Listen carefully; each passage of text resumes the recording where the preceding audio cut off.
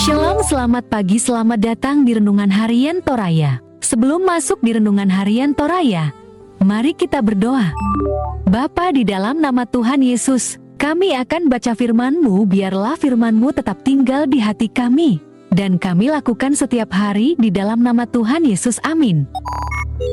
Pembacaan terdapat pada 2 Korintus pasal 4 ayat 14 sampai pasal 5 ayat 5. Karena kami tahu bahwa Ia yang telah membangkitkan Tuhan Yesus akan membangkitkan kami juga bersama-sama dengan Yesus, dan Ia akan menghadapkan kami bersama-sama dengan kamu kepada dirinya.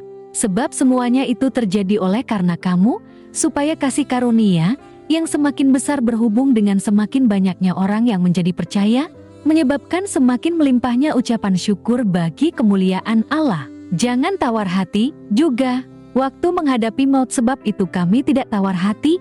Tetapi meskipun manusia lahiriah kami semakin merosot, namun manusia batiniah kami dibaharui dari sehari ke sehari.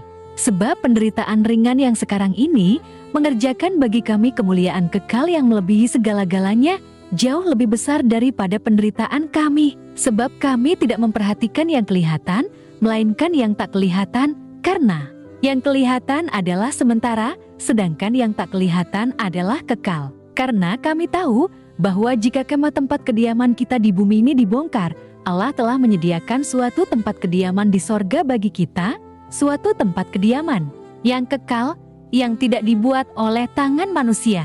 Selama kita di dalam kemah ini, kita mengeluh, karena kita rindu mengenakan tempat kediaman sorgawi di atas tempat kediaman kita yang sekarang ini, sebab dengan demikian kita berpakaian dan tidak kedapatan telanjang. Sebab selama masih diam di dalam kemah ini, kita mengeluh oleh beratnya tekanan, karena kita mau mengenakan pakaian yang baru itu tanpa menanggalkan yang lama, supaya yang fana itu ditelan oleh hidup. Tetapi Allah lah yang justru mempersiapkan kita untuk hal itu, dan yang mengaruniakan Roh kepada kita sebagai jaminan segala sesuatu yang telah disediakan bagi kita. Tema hari ini adalah, janganlah tawar hatimu, dan neranggang tu penaamu.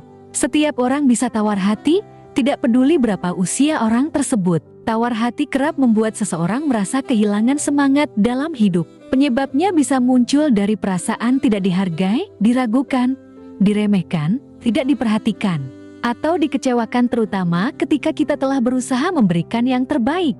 Jika kondisi ini tidak direspons dengan tepat, maka tawar hati akan berujung pada sikap apatis atau acuh tak acuh. Rasul Paulus juga menyadari bahaya dari tawar hati karena ia telah melewati banyak hal yang menyakitkan. Namun demikian, Paulus dikuatkan oleh keyakinan bahwa manusia batiniah selalu diperbaharui setiap hari ayat 16, dan kemuliaan kekal dijanjikan pada mereka yang tetap bertahan.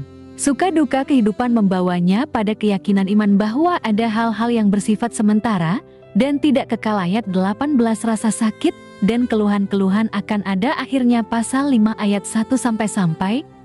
Paulus menegaskan bahwa tawar hati bisa dihindari dengan menaruh pengharapan pada Allah yang telah mengaruniakan Roh sebagai jaminan yang disediakannya bagi kita, pasal 5 ayat ke-5.